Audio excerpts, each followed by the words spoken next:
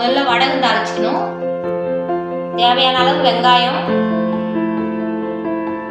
தேவையான அளவு தக்காளி, கத்திரிக்காய், தேவையான அளவு மஞ்சள் பொடி, தேவையான அளவு மிளகாய் பொடி, புளிக்கரைசல், தேவையான அளவு உப்பு, மசிச்ச பூண்டு பல்லு, கழுவி வச்ச காரப்பொடி கருவாடு,